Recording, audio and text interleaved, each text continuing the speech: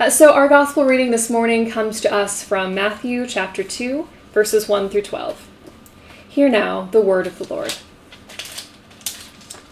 In the time of King Herod, after Jesus was born in Bethlehem of Judea, wise men from the east came to Jerusalem, asking, "Where is the child who has been born the King of the Jews? For we observed his star at its rising, and have come to pay him homage." When King Herod heard this, he was frightened, and all Jerusalem with him. And calling together all the chief priests and scribes of the people, he inquired of them where the Messiah was to be born. They told him, "In Bethlehem of Judea, for so it has been written by the prophet. And you, Bethlehem, in the land of Judah, are by no means least among the rulers of Judah. For from you shall come a ruler who is to shepherd my people Israel." Then Herod secretly called for the holy men and learned from them the exact time that the star had appeared. Then he sent them to Bethlehem, saying, "Go and search diligently for the child, and when you have found him, bring me word, so that I may also go and pay him homage." When they had heard the king, they set out, and there ahead of them went the star that they had seen at its rising, until it stopped over the place where the child was. When they saw that the star had stopped, they were overwhelmed with joy. On entering the house, they saw the child with Mary his mother, and they knelt down and paid him homage. Then, opening their treasure chests, they offered him gifts of gold, frankincense, and myrrh. And having been warned in a dream not to return to Herod, they left for their own country by another road. This is the word of the Lord. Today we celebrate Epiphany, which commemorates the time that the Magi brought their gifts to Jesus. In this part of the world, Epiphany is the final bookend to the Christmas season, although there are some traditions that celebrate Christmas as a much longer season, ending in early February. Fun fact. This week, we also end our worship series for the season called Those Who Dream. But our theme this week, Those Who Dream, Persevere, is a reminder to keep going, to keep hoping, and to keep looking up for a guiding star. Sometimes that guiding star is a literal star, like the one that the Magi followed to find the new king they were seeking. The Magi came from far away, and they were not Jewish. Magi were a kind of ancient pagan priest who studied things like astrology and alchemy. They weren't exactly the sort of men whom you would expect to show up with presents for the King of the Jews. The point that Matthew was making by telling us about the Magi's arrival is that the entire universe was affected by the birth of Christ. So much so that even pagan priests saw something different in the stars and recognized that something big had happened. If even the Magi could see that this child would be revered by his own people, since they had been waiting for a savior for so long.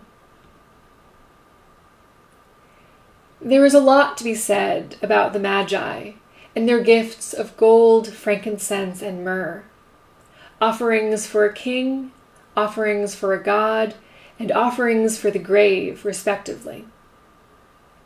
But this week I was thinking about stars and the night sky, and how some things are so big and so bright and so sure that they can guide people across oceans. Sometimes the guiding star that we follow is a literal star, but sometimes it's a metaphor. I was also thinking about a night in Rome 15 years ago this month, half a lifetime ago, and thousands of miles away. It was a couple days after we had landed and moved in for the term, and one of our teachers was showing us the way to a cell phone store with a stop for espresso on the way. It was cold and dark, we were tired and still jet-lagged, and it was slippery on the cobblestones that were still wet from the morning's rain. We were watching our feet and wondering how Italian women managed to navigate the city in elegant boots. I've never been particularly great at geography. I still think of the US in terms of left, right, middle, south, and Texas. We're in the middle. So while I did understand that the Pantheon was somewhere in the Roman Empire, I didn't remember that it was in Rome specifically. The Pantheon is a domed temple that has been used continuously for worship for almost 2,000 years, first by pagan Romans and since the Middle Ages by Christians.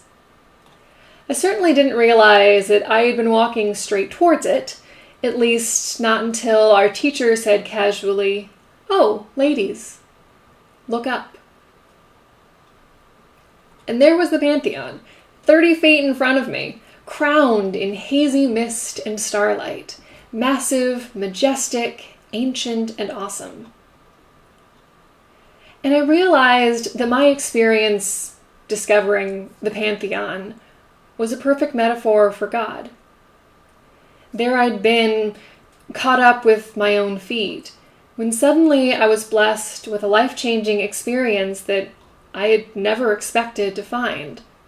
A reminder, both literally and spiritually, to look up. We are small in terms of the universe and in terms of the span of history, and it can be easy to feel lost. This past year was overwhelming, to put it mildly. There were certainly many times when it felt like the star I was trying to follow had been hidden by clouds. But we're still on this journey together, doing our best to faithfully follow a star towards an uncertain future.